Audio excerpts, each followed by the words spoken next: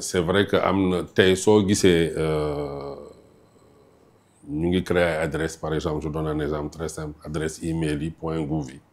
au niveau des différents ministères au niveau des différentes structures de l'État yaa ngi dégg information boobu di circuler c'est dañ koy stocker à partir d'un cloud mais ñëpp xam nañ ne que licence yu état bi yore yu bëri c'est des licences Microsoft et les serveurs sont hébergés ailleurs la plupart du temps loolu nag quand il s'agit de traiter des données de l'État en termes de stratégie étatique données économiques yi données de prévision yi données sur la gestion de la dette ainsi de suite et tout données au niveau de la douane au niveau de même de la sécurité publique au niveau des populations loolu il faudrait que ñu am suñu réceptacle boo xam ne ñun ñoo ko moom te fii leen koy stocker parce que c'est un problème de criticité et de haute disponibilité ça veut dire que tey kenn ñaanu ko su dee da nga dépendre si benn infrastructure étrangère si ce corps de survie au niveau de l'État bés bu amee problème lan ngay def bés bu infrastructure boo arrêté lan ngay def donc tout ce qui est par exemple sécurité publique données de sécurité publique informations relatives au niveau des commissariats au niveau de la justice au niveau de l'automatisation des greffes au niveau de tout ce qui est politique concernant l'éducation yooyu données yooyu yëpp c'est des données yoo xam ne à un moment donné dañ ko war a transformer en connaissance pour porter ay décisions au niveau de l'État si maintenant ces données-là sécurisées na comme il faut moomalu ko suñu bopp wala beneen puissance étrangère moo si téye loxoom loolu day poser problème jusqu'au niveau de la messagerie interne parce que aujourd'hui il n'y a pas encore de messagerie réellement c'est-à-dire fi mu ne nii WhatsApp la ñuy utiliser di envoyante des fois même su dee am nañ ay adresse email gouvernementale mais yenn fonctionnaires yi dañuy passante ay documents ainsi de suite et tout mais l'État du Sénégal devrait avoir son propre WhatsApp sécurisé boo xam ne l'ensemble des fonctionnaires l'ensemble des agents de l'État ñoo war a communiquer à travers ce WhatsApp gouvernemental là ba benn information du mën a fuiter parce qu'aujourd'hui soo gisee on envoie beaucoup de vocaux si WhatsApp si ay documents mais ce WhatsApp là est stocké aux États-Unis milliards d'informations yooyu am américains yi dañuy dem ba di gëstu à travers vocaux yu ñu envoyé en tant que citoyen ñoom ils font des études et des recherches sur le comportement des citoyens ou de la jeunesse même sénégalaise ñoom xam nañ déjà à partir de ces informations là naka lan mooy mindsetu sénégalais yi parce que données yi foofu la stocker donc ils peuvent soo yoree sa données yi mun nga ko def nu la neex transformer ko en information intelligible yoo xam ne mun nga ko exploiter pour des décisions ou pour des domaines bien précis te loolu noonu il faut que ñu am suñu propre par exemple WhatsApp ça c'est des projets très prioritaires yoo xam ne qui entrent dans le cadre de la souveraineté numérique aussi et de la confiance numérique aussi dépendance boobu ngay junj noonu est-ce que kon dafay am njeexital boo xam ne daf koy am ci sécurité interne ah si da koy am c'est vrai que am neen ay talent yu xarañ au niveau de la sécurité fii au niveau de la cybersécurité il y a une structure ici au niveau de l'ENAM là yu benn école bu baax boo xam ne buy former des gens très talentueux très doués au niveau de la cyber buy respecter buy utiliser toutes les normes de sécurité internationale mais les utiliser am xam-xam bi à les implémenter au niveau local dans une politique nationale stratégie nationale loolu ça diffère c'est tout un travail qu'il faut parce que yaa ngi lim sànq lu ci demee ni ay WhatsApp ak yooyu noonu réseaux sociaux yi nga xam te dañ koy utiliser dañuy faral di wax c'est chiffré de bout en bout maanaam am na kaaraange gi ci war ndax kon loolu dafa nekk rek benn pàcc wante am na ci loo xam te ni ñun duñu ko maîtriser rawatina stockage bi nga xam te ni yaa ngi koy junj sànq stockage bi doo ko maîtriser parce que fallait le stocké wu à un moment donné Facebook bi tamit fallait le stocké wu mais aujourd'hui mun nga chiffrer communication yi yaa ngi dégg mais yow mun espace boobu noonu yore woo ko maîtriser woo ko mun nga koo chiffrer c'est-à-dire sa interlocuteur mun nga chiffrer communication bi mais maîtriser woo interlocuteur bu jël information bi yóbbu ko feneen wala keneen koo xam ne mooy encapsuler information yëpp te yow amoo benn maîtrise ci moom loolu ça pose problème effectivement. dañuy des ci New Deal technologique bi xaw ko gën a xóotal tuuti. tey yow lan nga jàpp ni moom mooy les projets prioritaires ci boobule New Deal. xam nga aujourd'hui New Deal technologique bu ñu ko doon élaborer on n'avait pas encore parlé de plan de redressement wala peut-être c'était dans cette optique mais on parlait plus d'agenda de transformation nationale de plan quinquennal de master plan. Okay? C'est à la suite des audits ainsi de suite qu'on a que bon on a eu le besoin de réorienter jubbanti ba plan de redressement bu génn fa maintenant nag le New Deal technologie n'aura de sens que soo ko mënee arrimer ak plan de redressement bi en ce moment là te soo koy arrimer ak plan de redressement bi foofu nga war a génne projet prioritaire te projet soo nee plan de redressement da nga ne redressement économique redressement dans le niveau de l'écosystème des règles de gestion d'organisation et technique yoo xam ne dafay englober toute l'administration loolu lu mu war a jur mooy identifier réellement des projets yoo xam ne rapidement on peut les livrer parce que aujourd'hui en Afrique on a ce problème on a un problème de livraison on a de très bons projets mais une idée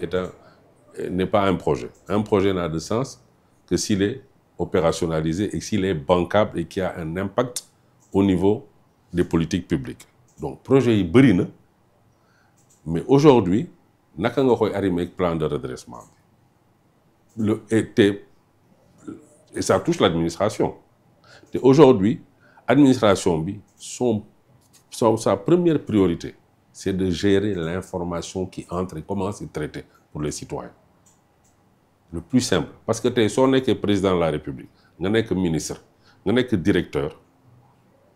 ñetti yëf moo la caractériser ci sa liggéey absorber des informations le maximum venant de n'importe quel domaine mais am capacité trier ces informations là pour les transformer en décision boo xam ne daa am impact citoyen c'est ça être président de la République ou premier ministre ou ministre c'est recevoir des informations faire le filtre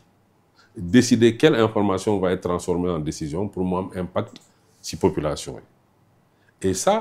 le premier rôle fondamental c'est le courrier yow du bees nga gis ay plaintes yoo xam ne des gens envoient des courriers on ne vous dit pas qu'on va faire on ne va pas faire on va faire dans 10 mois ou ça ne nous intéresse pas mais s'il y a un dëkk yi dañ lay tontu au moins pour te dire voilà la situation de ton courrier donc aujourd'hui la première priorité moi je pense c'est d'implémenter rapidement une plateforme de courrier sur tout l'ensemble du territoire sur toute l'administration boo xam ne bépp citoyen bu envoyé courrier si benn structure quelle qu'elle soit dina xam sur le portail que jaar na ci service bii nii traité nañ ko imputé nañ ko wala classé nañ ko mais c'est inadmissible que ça soit au niveau de l'administration au niveau des services para-étatiques benn citoyen quel qu'il soit et ils sont payés pour ça ñu envoyé leen benn courrier et ils ne répondent pas ça c'est déjà ça c'est-à-dire la transparence yaa ngi dégg mais deuxièmement day permettre sax di xam le taux d'occupation de chaque fonctionnaire qui a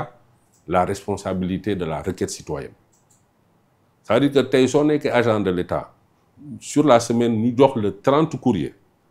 yi joxoo ci suite ça pose le problème de l'efficacité dans ton boulot faut déjà le déparer c'est quelque chose qui est prioritaire et ça ne demande pas d'être implémenté dans 10 mois 3 mois parce que loolu mooy permettre premier ministre président de la République xool quelles sont les urgences parce que aujourd'hui un premier ministre wala un président ou un ministre c'est de savoir lorsqu'il donne des instructions est-ce que le travail est fait ou il n'est pas fait wala est-ce qu'il est en cours moom laay ooy vert jaune rouge et en cours étoile ci biir jaune bi vert tu as fait ton boulot en tant que ministre ou en tant que directeur par rapport à la requête qui a été faite rouge tu ne l'as pas faite wala y a un facteur bloquant bu boobaa il faut nga wax lan mooy facteur bloquant yi est-ce que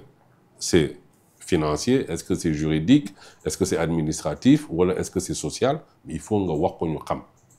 yaa ngi dégg wala c'est en cours maintenant nag si tu as une tâche boo xam ne wala une requête citoyenne boo xam ne dafa jàll depuis 3 mois wala 4 mois wala 5 mois on n'a pas eu c'est toujours l'état statut en cours ça pose problème maintenant en tant qu'agent ou en tant que ministre si tu vas en conseil des ministres ñu ne la mercredi bii nii voilà ton statut des encours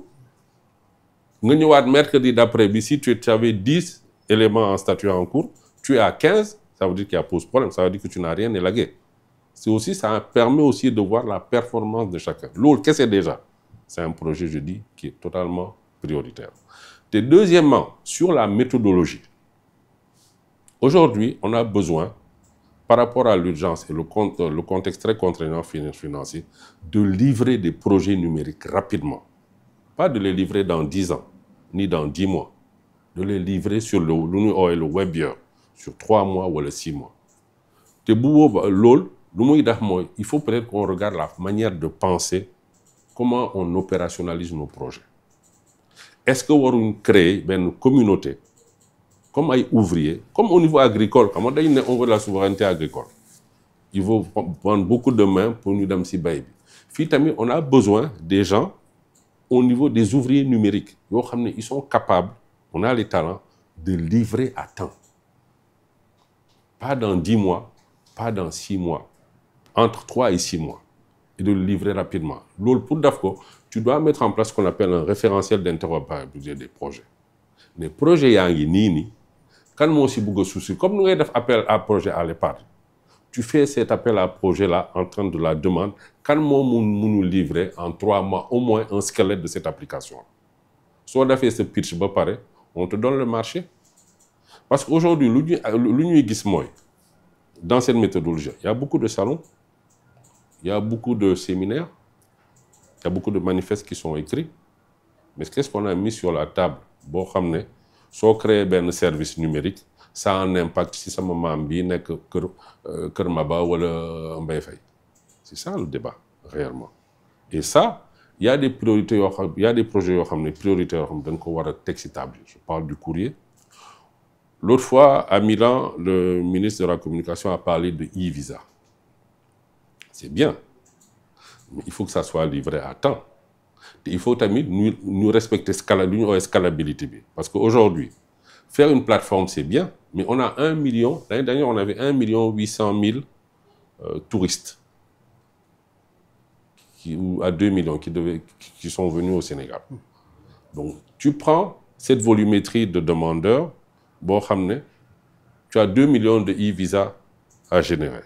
Entre New York, Montréal, Libreville, Kinshasa, Nibougogno. Tu dois faire en sorte que si cette plateforme, ces demandes-là, soient soutenues par la plateforme. C'est que quelqu'un qui a une plateforme, il y a une réponse, ou le QR card, ou le visa, ça prend du temps et ça décourage. Donc ça, c'est des choses à faire. Mais moi, je trouve que l'OREC, en tant que projet prioritaire, c'est vrai que tu peux l'adresser, ces plans de redressement, mais je trouve que ce n'est pas suffisant. Ce qui est suffisant, c'est de l'adjoindre à ce qu'on appelle un système d'information de carte de séjour. Parce que le Sénégal, ce n'est pas un moulin. Les gens ne rentrent pas et ne ressortent pas comme ils veulent. Dans tous les pays, les gens, ils rentrent. C'est vrai, Teranga Barne. Mais Teranga, ça veut dire on cogne chez toi et tu entres. On te dit entrer. Et c'est quand tu entres, mais tu ne vas pas rentrer et aller dans la chambre ou dans mes toilettes faire ce que tu veux. Ça, ce n'est pas la Teranga. Donc, le Sénégal, ce n'est pas un moulin. Donc, e-visa bob ngay technon. Donc, on va adjoindre à ce qu'on appelle une carte de séjour. Je n'aime même pas le terme, j'aime pas trop le terme carte de séjour. Une carte d'hôtes. Les autres qui vivent parmi nous. Et cette carte de séjour-là, que tu sois rwandais, que tu sois gabonais, que tu sois ivoirien, que tu sois guinéen, tu la souscris. Même si tu es dans l'espace humain. Mais ce que tu dois faire dans le modèle économique, c'est créer ce qu'on appelle une caution de carte de séjour, qui équivaut à un forfait du billet de rapatriement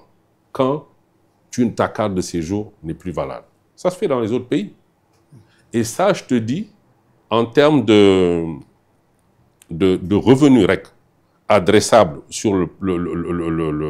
plan de comment ça s'appelle, de redressement. Le plan de redressement économique. Économique, ok.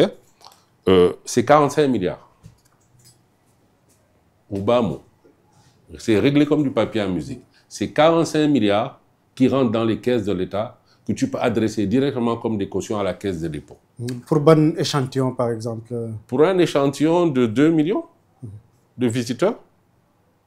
qui, sur les 2 millions, non, pour un échantillon d'1 million, 2 millions c'est pour les visas. Pour un échantillon d'1 million, de 130 000 résidents plutôt, je me suis trompé. 130 000 résidents qui demandent à avoir une carte de séjour de 2 ans, qui seraient là à payer une caution qui équivaut au billet de rapatriement. Dans les autres pays, quand tu vas au Gabon, un Sénégalais, il paye 500 000 son billet, cette caution. Un Mauritanien, il paye 800 000. Un Suisse, il paye 1 million. Ça rentre directement dans les caisses de l'État. Ça équivaut à la caution bornée du billet de rapatriement. Nous, on ne dit pas qu'on va faire la même chose, mais on peut aller sur un forfait. Et cette manne financière de 45 milliards que tu injectes, qui n'ont rien à voir avec ce qui a été prévu dans les revenus du plan de redressement, c'est des 45 milliards additifs. Ça rentre directement à la caisse des dépôts où tu peux faire travailler cet argent sur des projets structurants.